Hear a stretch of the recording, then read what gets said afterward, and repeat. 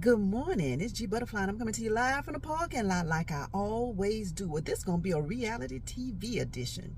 I was looking at Real Housewives of Atlanta last night and kind of finished it this morning while I was getting ready for work. And the episode was about the sippancy for Sheree's new grandbaby, Mecca. Cute little baby. I thought the party was extravagant. I thought everything was beautiful. They didn't call that man the balloon boss or the balloon king or whatever for nothing. He did a magnificent job on the balloons. But that's not what I want to talk about. Sheree was trying to reveal her grandbaby to the world. Baby, her ex-husband came there and revealed he had a daughter on her that she ain't know nothing about. When the ladies asked him, hey, we didn't know you had another daughter. Sheree said, I didn't know. Why you didn't tell me? Why he say, back then we was on a need to know basis. I said, well, damn, I guess Sheree didn't need to know.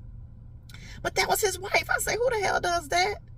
He said they were on a need to know basis, and he didn't feel the need for her to know that he had a third child. She knew about two, but he didn't tell her about this third one. Now, the young lady did tell Sheree that she's been in communication with Cairo and the other daughter. I think her name is Kelly. I think that's the other daughter's name. She's been in communication with them. They've spent time together. So those two kids knew about their sister, but for whatever reason, they didn't mention it to their mom either. And I'm thinking maybe it was to protect the mom's feelings. I know they saw what she went through with the divorce and everything that happened thereafter. So I'm thinking maybe they didn't tell Sheree because they wanted to protect her feelings. But I was glad to see that Sheree treated the young lady nice, and I'm sure she made her feel welcome the whole time she was there. So that was all well and good. Now over to Miss Drew. I don't know, Drew rubs me the wrong way for whatever reason. But did y'all pay attention how her husband, Ralph's eyes just lit up when he was talking about her possibly being a lesbian and having this one-on-one with this woman? His eyes started sparkling. I was like, well, damn. Did anybody else notice that? He had a look on his face. He seemed like he was just elated about the fact that his wife was with another man. Another woman. And he said he wanted to watch. And you could tell Drew felt very uncomfortable with that conversation with her husband because she couldn't understand why he was so excited about her being with another woman. Did anybody else catch his facial expressions? Y'all let me know. Because I did. I said, I don't care for Ralph. I don't think Ralph really cares for her, in my opinion. I could be totally wrong.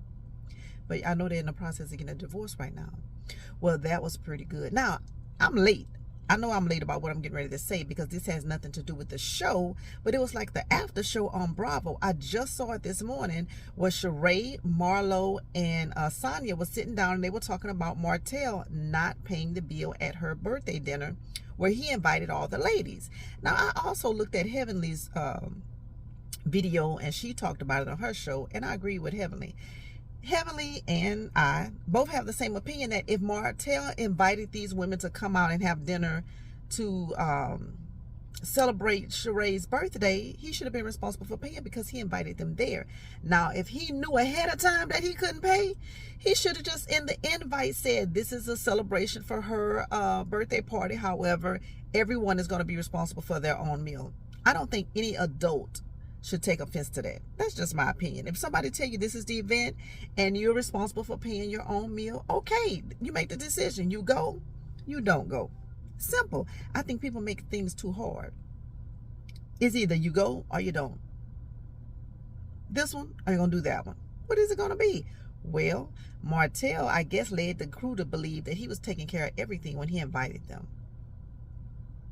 I couldn't believe that Sheree got all indignant on the stage while she was talking to Sanya and was saying, why should my man have to pay for you and your husband?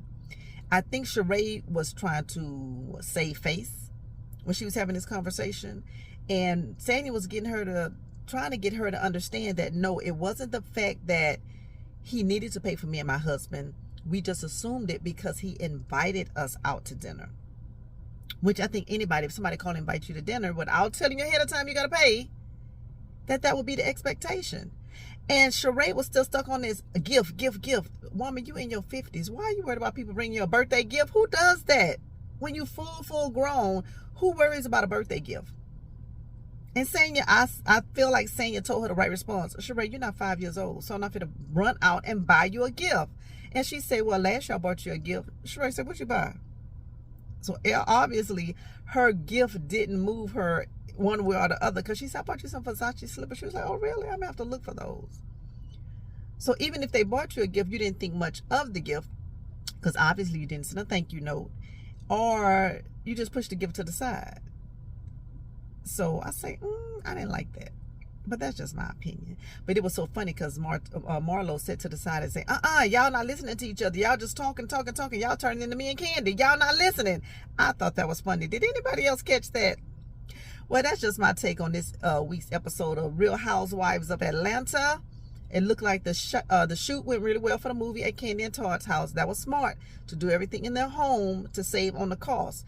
Todd was saying that they saved at least 6 figures on the cost of the production, because they did it at their home. I'm like, hell, that's smart. I ain't mad at them. If you can do it, do it.